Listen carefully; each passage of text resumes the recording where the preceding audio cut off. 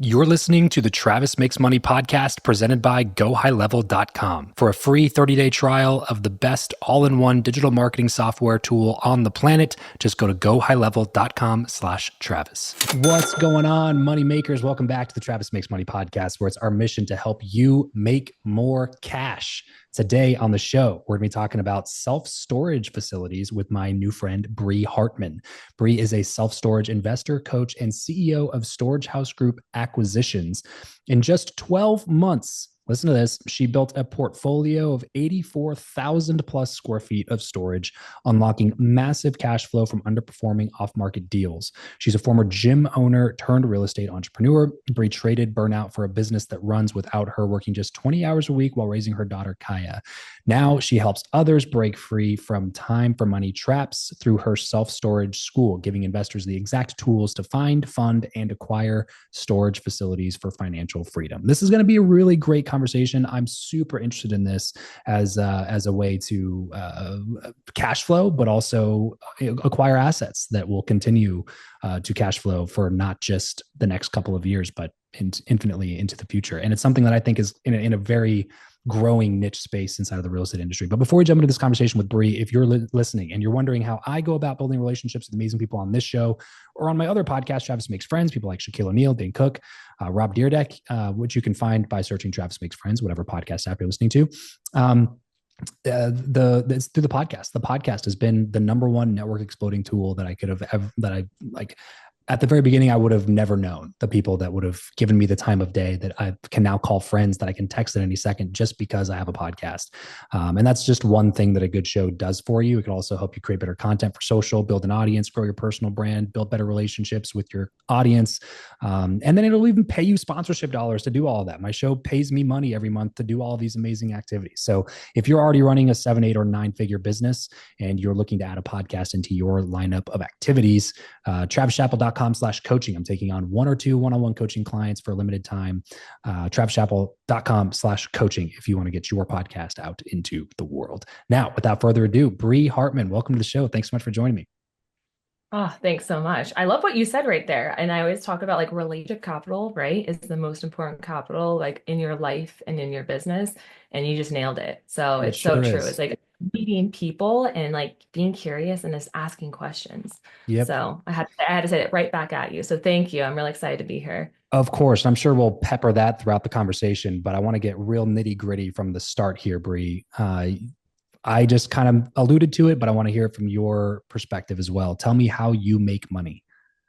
Yes, I make money off buying businesses, buying value add self-storage facilities all throughout the US. And I never thought that this would be my career or my job, but I absolutely love it. And so I got pregnant, I was 10 weeks pregnant. And so, you're a little crazy. And I know I needed to pivot, just being in the gym business, going in there 5 years in the gym business. I just found out real quick it was a DIY, not the best business model because you need a good vehicle business model to make money and then to build wealth. And so I heard a podcast that talked about self-storage, and the words they said was like, there's no toilets, there's no tenants, and there's less problems. And I was like, okay, I'm sold. Like, Yeah, let yeah.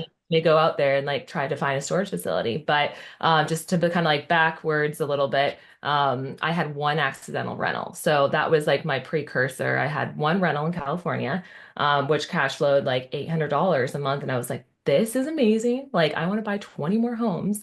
But really quickly, I found out, right? There's service dogs, there's $7,000 of baseboard damage, mildew, all these things. And I think just being in your like mid 30s, and I was like, I want to go faster. So, like, what can that vehicle be? And I think just finding self-storage, I love it because I can work from home. I live in Sacramento, California, and I have facilities throughout the US. I have facilities in Louisiana, South Carolina, and then we're just under contract one in Arizona right now. So, Wow. and in Tennessee. So it's buy time. It's kind of fun. Yeah. And now you teach this as well, right? Don't you have Ew. like an entire list or something? If somebody texts a certain number, they can grab access to something for free. Absolutely. So I am last year actually started the self-storage school. So I actually teach people how to buy their very first cash flowing storage facility within like 6 to 12 months. And it's just been, I think once you're a gym owner and you're a teacher, right? It just is that full satisfaction of being like, hey, how can I help other people make that same change? Yeah. Because it really was just really impactful just for my life. I think having your first kiddo you look at life differently. And that's my biggest thing is wanting to show my daughter, she's 3 years old, so very young, but I want to show her what's possible in this world. And Yeah. my goal is to own like 10 to 12 self-storage facilities and being able to have that life options, right? Life options and to build financial wealth. So that's something that just is like really important to me. And I want other people to have that experience too.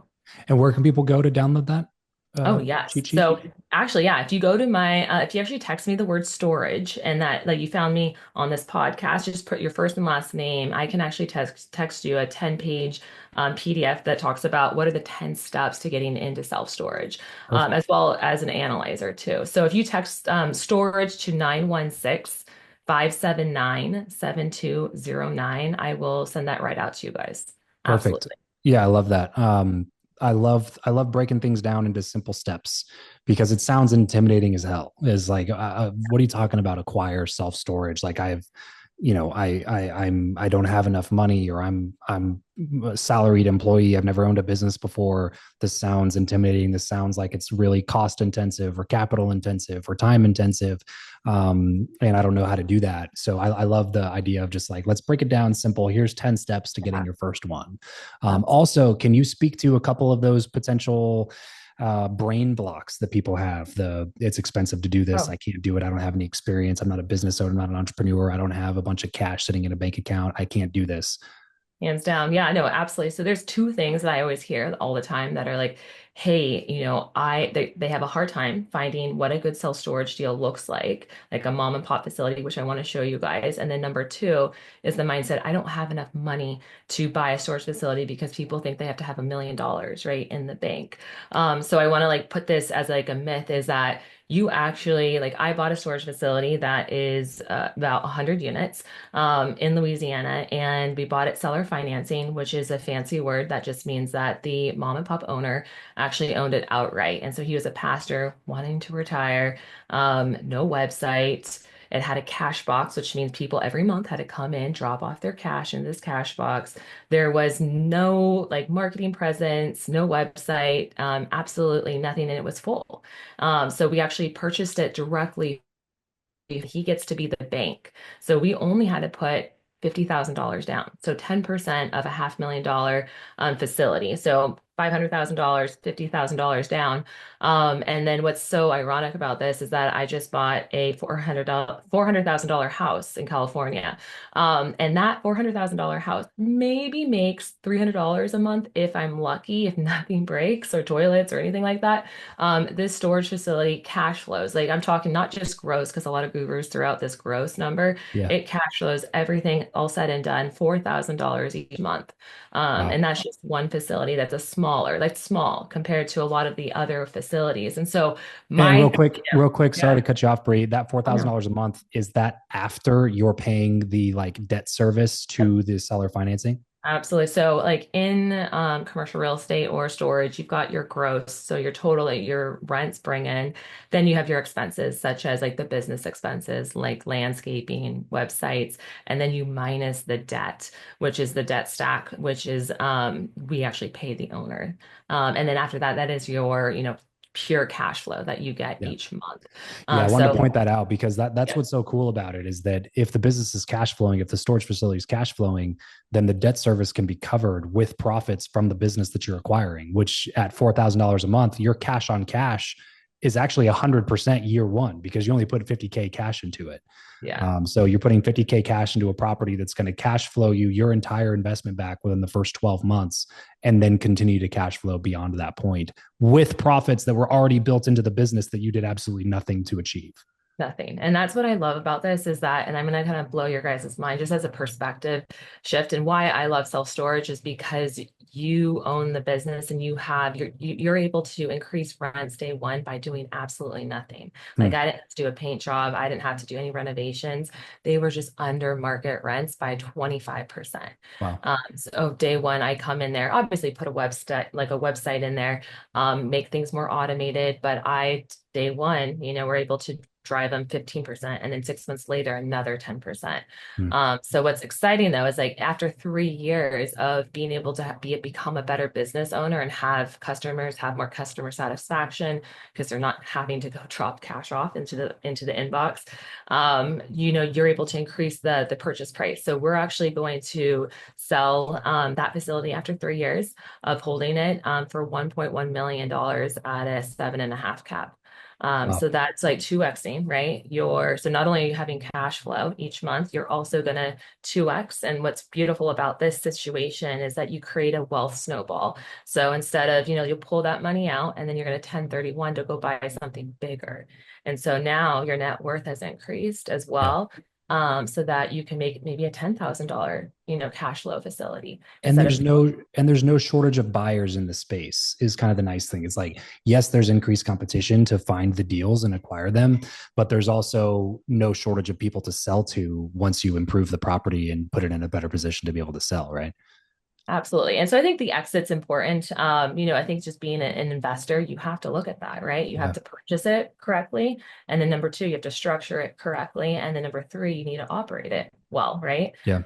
And so I think a lot of people just to kind of talk about just some self-storage, just 101, just kind of peel it back a little bit further is that a lot of people go into storage because they think it's a cash cow, which it is. But I always like to say, no, it's also a business. Like you have to be an active business owner Yeah. and a good operator, and then as commercial real estate as well. So you can take advantage of both of those, Yeah. which is important. But I think just some fun facts, if you don't know about self-storage, is like 1 in 8 people use self-storage in their lifetime, in an up market, down market, sideways market. And it's mostly, because of you've got death, divorce, disaster, and declutter. They call it the 4 Ds. And so when these things happen, right, we're maybe downsizing from like a large house to an apartment, or you are being deployed, to a different country in the military, or you're moving your kids to college.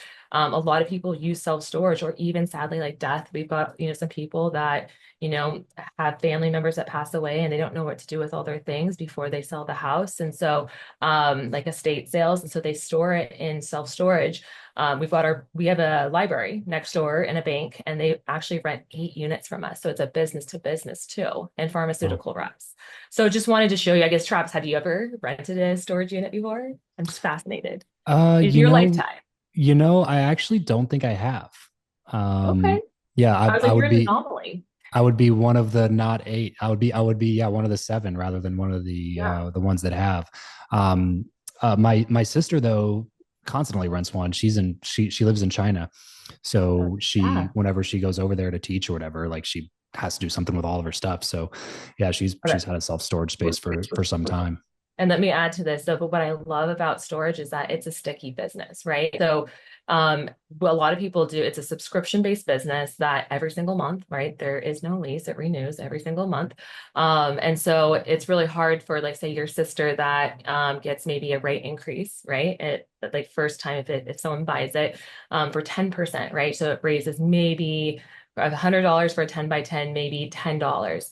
Your sister's not going to go on a weekend to go pull her stuff out and Right. then to, find a U-Haul to go drive down the street to go put it in another place just because of $10 increase. Right. So think about, $10 increase across 200 to 300 units. That's a really great way to increase your cash flow and your money and the purchase price of that facility. And then you can constantly do that, every single year. And what's nice is I have a heart.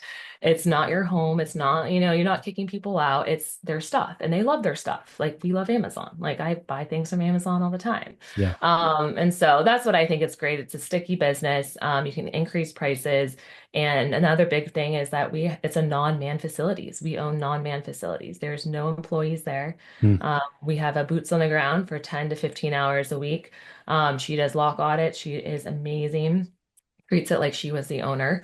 I actually got a review this morning that they're like, wow, we think she's the owner because the woman that we see every time we go there is working so hard. I'm like, best review ever. Yeah, right. But the whole point, I think in this is that um, I kind of want to walk you through the operations piece is that it gets to be this easy. And this is why I love commercial real estate and I love self-storage as the asset class is that just say your sister wanted to rent a 10 by 10. She would go on to Google My Business. She would find a storage facility, probably within 5 mile radius of her home. And she would click on the website. She would pick up the 10 by 10, pay for it. And as soon as she paid for it, a lease would be sent her way that she could sign easily on her phone as an app. And then she would take a picture of her driver's license. And as soon as she took a picture of that, it would finish the lease, text message, and email two codes, one gate code to get in, and the second one is an automatic lock code. And so she would drive in, pop into the gate, go on to her merry way, go to the unit, put in that code too, put her stuff in, drop it down, put her own lock on it, and drop her automatic one off. She's on her way. She never once had to talk to someone to Yeah, rent. yeah. So it's 24 hours seven, they're 24/7, access. And so I just wanted to show you how automated it can be. So where do people go wrong, Bree? Obviously, like we've been talking Yeah. about all the positives and the amazing things about it, but there's always downsides and risk in every single business. So talk to me about like what do people miss when they're like just losing their ass on a self-storage deal? Yeah, hands down. So I think number one is they go in, they buy it for too high of a price, Mm, right? So they get, we call it horny for deals, horny for storage deals because they're so excited to buy a storage facility that they're willing to overpay. yeah. They're They not don't thinking with their brain. yeah, they're not looking at like what is your cash on cash return? Like what can this, what is it actually worth today? Like I teach my students, it's like, what is it worth today based on its gross income? What could it be worth in 3 years based on, how you're going to run this as your business? And then is it in a good market? That's my second thing I want to hit on for you guys is like, Mm, is this in a good market that the supply and demand? Because any business, right? Supply and demand is just the foundations 101. yep. So that's why I love to teach people like we want to look for storage facilities that are, in a population city that has 8,000 to about 100,000 people, nothing more, because we don't want to compete with REITs. We don't want to compete with public storage or extra space or anything like that. We want to be buying true mom and pop facilities that need to be upgraded and that we can provide value. Yeah. So I would say that is the biggest thing is that, storage has now become more popular, absolutely. And back in 2008, like, as the crash happened, storage did really well. So what did banks do? They loved it. And so now they're starting to kind of slowly come in as equity players and syndications and buy out more of those mom and pop facilities. But what I still love is that we've got opportunity because there's 76% are still mom and pop right now. And Mm, this is where the opportunity is in storage. It's happening right now. And in multifamily, there's only 10% are wow. actually mom and pop. The rest have been already bought out by big equity groups and big equity firms that come together with cheap debt and everyone's money as a syndication. Right. So that's where the opportunity is yeah, we are going through consolidation phase. But it's if you can get in now and buying it for the right price and in the right market, you're going to do really well because it's only that's what I always joke. It's just you're running space. Like it's not that hard. It is a cinder block, building with a concrete floor and a roll-up door. We don't even have lights sometimes. Right. Um, so it really isn't that hard of a business model to run as a business owner. So let's talk finding deals. How Yeah. do you if that's like the most important part of the puzzle, Yeah. how do we actually source those when they're off market? Yes, I'm going to show you guys one of my favorite things. But I think just to highlight, are you a deal junkie like Travis? Do you love good deals? Like Oh yeah. I like Facebook Marketplace, Amazon. Like I'm just like one of those people that are like at nighttime, my whole family's like watching Netflix and I'm on like Crexy and LoopNet, like one eye in it, like trying to like find my deal. But yeah, so I own Storage House Group Acquisitions, and so I actually have three virtual assistants cold calling storage owners. And so I work with them one-on-one, and we actually talk to owners all day long to do seller financing deals and to negotiate them. And so that's why I'd say like my secret sauce, and I love that. And so that's why I wanted to show you guys, especially like your podcast, like how to find these true mom and pop storage Yeah. facilities. So I'm literally going to break it down. This is gonna be really fun. I get really excited because I'm like, I want you guys to know that it's not this is possible. Like if I was a gym owner, you guys that turned commercial real estate in the past like 4 years, like you guys can do it too. And I show my students this like how easy it is. We just have to think outside of the box. So I'm gonna kind of show a little bit of let's see here. I'm gonna go into Google Maps and I'm gonna share my screen Yeah. really Yeah, fast. and for those that are listening to this too, be sure to go check out the YouTube version of this video because you'll be able to see the exact step-by-step process that Bree is going through right now. I'm actually gonna do Cleveland, Tennessee because everyone loves Tennessee. I'm actually going there in a month. I'm going to wear all 7 pair of my cowgirl boots. I'm so excited. Do you have a Um, suitcase just for the boots? just for the boots. Absolutely. You That's have the to. move. That's the Have to. move. It's right near Chattanooga. So I don't know if anyone if you guys have seen it, Chattanooga's been blowing up. So I'm gonna open up my screen right now. Can you guys see this? Can you It see this? says that oh, there it Oh. is. Yep, I see it. Okay, awesome. So everyone has the Googles. The Googles is the smartest, especially Google Maps. But if you go into Google Maps and you just click, say your city and your state, and again, I just saying this again, you want to look for cities that are greater than 8,000 people, less than 100,000. And this is because we want to avoid, areas that public storage and these larger REITs have already come in, because we don't want to compete with their marketing dollars. So that's why I like to kind of look at these markets. Another factor is I love looking at markets that have a medium household income of greater than 50,000. And that's just because they have a little bit more excess income, and storage gets to be easy because we love that it's automatic payments. People that I've seen colleagues that buy in markets that are maybe like in Mississippi that are $30,000 is the household income, and you can have more collection problems. So Hmm. that's why I kind of like this. So if you guys click on the nearby button in Google Maps and you just write in self-storage, you click enter. We call this the Google Map Pack for my storage school students. And so you will see all the little storage facilities that will pop up. And so Chattanooga is actually right down here just for reference for people in Tennessee. Chattanooga, this is about 30 minutes over here. And there's a beautiful, just like rivers and lakes and all the things, which we love.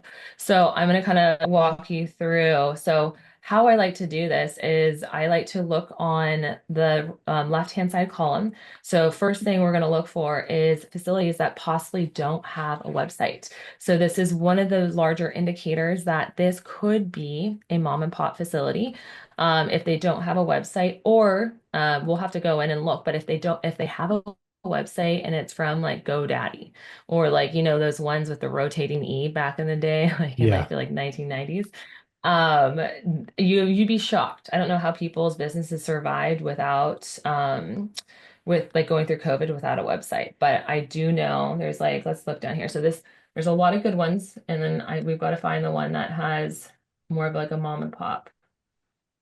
Let's see here. Okay, so this has 2 stars. So normally we love to look at like the second thing. I just want to just really quickly, just because I want to show you guys as we go through this. But 2 stars can also indicate with only 2 reviews that this place might be an absentee owner. So I'm just going to kind of take a look at. So this looks like it could have been a conversion. Means it was maybe I don't know, it could have been like a laundromat or like a store that they converted into storage. This is a big thing. Like all the Kmart's, that are going out of business, or the 99-cent stores. Yeah. People are buying them up, and they are using the shell of them to convert them into inside climate controlled storage Oh, facilities. interesting. So this is a, yeah, really great example of 2 stars. So I would call the owner and see on this one if he'd be open or willing to consider an offer. And Hmm. so I'll kind of walk you through like my language on this, but I want to, hold on, I am determined there's got to be, here we go, no website.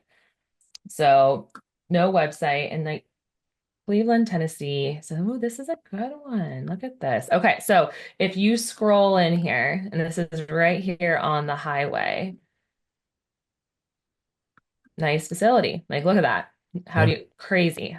How does that not have a website? So I was like, Travis, you better call this one as soon as we get off. Yeah. So like, but take a look at this. It's, you can take your man, you drop it off, and you can take a look at, good condition of this facility. I would buy this all day long. And the reason why, no website right here, only 2 reviews. At least they have good stars. But this would be a great, probably mom and pop operator, right? Yeah. Yeah. That, survived COVID and just, probably they're full maybe, and they just are like, why would I bother? If I'm Yeah. full, why would I get a website? Like I don't need one. But like what I like to look for on these facilities as well is like there's a little bit of land right here to expand on. Hmm. So you can add possibly like portable units along the side to increase your income. RV and boat, everyone bought an RV and boat, right, in 2020. And all these HOAs now like don't let you park it on the side. Hmm. So they're having to go find places such as storage or RV and boat storage places that can actually, you can rent them by just being gravel as well. So this is just one key indicator of like having no website.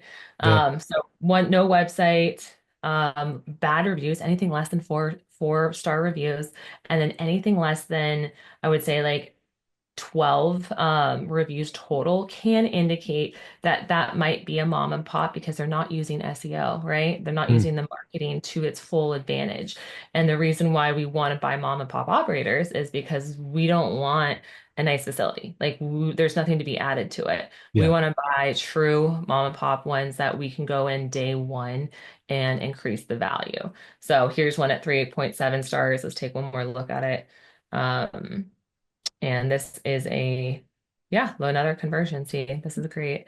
Another conversion that someone did, and they built probably 2 stories of climate controlled.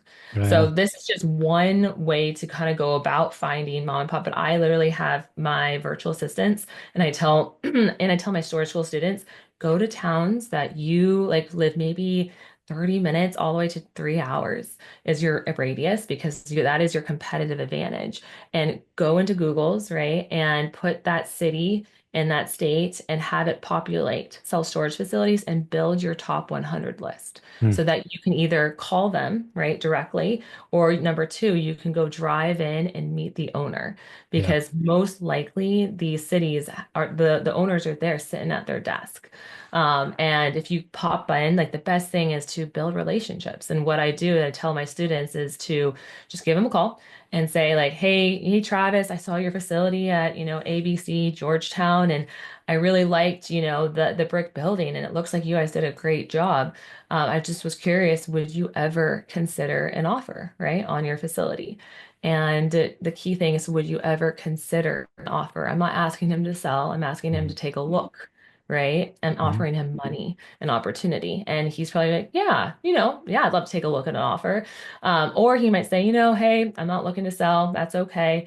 I always say rebuttal. Okay, awesome. Not a problem. I just wanted to get into storage and I've been really interested. Could you tell me how you bought this facility? Because I'd love to hear, how you got in and I'd love to buy one in the next year. So people love talking about themselves, Yeah. as you Yeah. know. Of course. And so it's just a really great way, yeah, to build a relationship. And that's how I've been able to buy my storage facilities and how I continue to buy mom and pop operators and will continue to for the next, probably 4 to 5 years.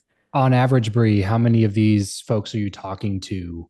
Like, how many do you reach out to that then answer that then Mhm. actually move through to acquisition? Oh yeah. So I would say, gosh, out of it's I mean, all the way to closing, it's a big deal, right? So I buy maybe 2 to 3 good storage facilities every single year. And my goal is not to be a big syndicator. It's like, just add slowly and surely because you get to be the full GP of ownership. But I would say like I just was talking to the one guy in Arizona, and so we put it under contract, and he's like, "Hey, I just bought a house. I'm ready to move on. This has been in my family for 15 years, and I'd like to kind of sell and kind of go into my retirement years, and we're doing a seller financing deal with him. So 8 acre, 300 RV and boat spot, 100% full for $2 million. We will be putting about $400,000 down on that deal. So I don't know if I answered that correctly because it depends. That's the thing. You have to call them at the right time, right? Are they Yeah. in pain or are they wanting to move on? And then, can you build up a relationship with them that they're like, oh, I can see myself selling to you Yeah. and I get to reap the benefits as well. Like a Yeah, no, it win-win. does. I just I like giving people the idea that it, it's always going to take more effort than you think it's going to take. Is Oh, kind of my yeah. point. Is like you're not pulling up the list we just pulled up and calling three people and being like, cool, I got one. It's like you're gonna look at a dozen cities. You're gonna make a list of 200 facilities. You're going to call through. You're only going to be able to get in touch with a third of the owners of those facilities, and then of those, 10% of them are going to be interested, and one of them is going to move to LOI. Like it's just you gotta be okay with volume, especially when you're getting started in anything, because you just don't know what you're doing. So what you lack in experience, you make up for in repetitions until you then gain the experience to have like even the eye that you had of looking through that list to be like, ooh, this is a good one. A Yeah. newbie like me would look at that and be like, I don't know what's a good one. I would just have to call through all of those people. And it's Yeah. like, yeah, I can, join a community like Self Storage School to give myself an advantage there. And if I were looking to do that, I would 100% join your program because I'm all about buying time Oh, from somebody else's experience rather than having to learn it all myself. But even then, like it's gonna take time, is my point, to develop this hands eye for what down. you're looking for, to get the script down in a good flowing way that sounds natural to you, to build rapport with some owners. Somebody might say no this month, and then 2 months from now send you an email that's like, hey, I've been thinking about it and I actually do want to get rid of it. Like it's going to take volume, but this is a pretty sweet business to get into. That's why I'm Yeah, love no, to and walk through. I think you nailed that too. And it's because it's very rare that you get them on the first call, right? It's all people talk about the follow-up game and the perfecting of your skills like over time and Yeah. making sure that it is volume and it's hitting them at the right time. And at the same point from there is I always like to say is like finding deals and being able to raise money, I think are the two really large skill sets. Hmm. And you can actually come into storage because I have a lot of students that are like, well, I don't have any money, but I have time, right? It's either Yeah. you have the time and you don't have the money, or if you have no time and you have the money. And so that's the biggest piece is if you can find it, get good at one skill. And this is what I did was it took me a year to understand like how to talk to sellers, how to build up rapport. But I taught myself this skill every single day. I underwrote deals, and I was able to come into, a storage deal with very little of my own money. I got to carve out a little bit of that pie because I had people come to me like, hey, Bree, I have a deal. And I'm like, amazing. I'll bring my money to that, right? So I brought a deal to someone else and said, hey, do you want to partner, on Hmm. this? And Yeah. so bringing deals and bringing money together, it's equity, right? And now you can carve off a little piece of that pie for very little of your own money and get into a deal itself by having a skill set. So that's why I always like to teach people like how to fish, like how do you actually find storage deals so Yeah. that you guys can come out and partner with the right people because in commercial, there's a bigger pie, right? And you can Right. share in that when you explore the right partnerships. Bree, this has been a fascinating conversation. I really appreciate you coming on the show. Where can people go to get more from you? Yeah, absolutely. So if you guys go to just selfstorageschool.com, you can find my website, or I love, I mean, I'm on Instagram all the time. I love sharing my life. I love sharing about my storage facilities. But if just come over and say hi, it's at Bree, Bree dot the investor. Love to say hello to you. And then again, I'd like just, for your listeners, if they want to text me the word storage and then their name, to 916-579-7209. I'm going to send you guys that 10-step self-storage playbook. And then I also am going to send you an analyzer too. So I would love to, yeah, just give you guys that value and help you guys find your first storage facility. So if anyone's interested, also just let me know if you're interested in storage and love to jump on a call and see if something works for you. Sweet. Selfstorageschool.com. Go check out the stuff that Bree is putting out over there. Like I said, if there was a field that I would be really like genuinely curious about jumping into besides podcasting, self-storage would be near the top of the list for sure. And I talk to a lot of people about a lot of different ways to make money. So take that with whatever grains of salt you'd like to take it with, and go check out some of the stuff that Bree's putting out. Everybody else listening, tuning in, remember, money only solves your money problems, but it's a little bit easier to solve the other problems with some money in the bank. So let's solve that one first here on the Travis Makes Money podcast. We'll catch you next time. Thanks for tuning in. Peace out.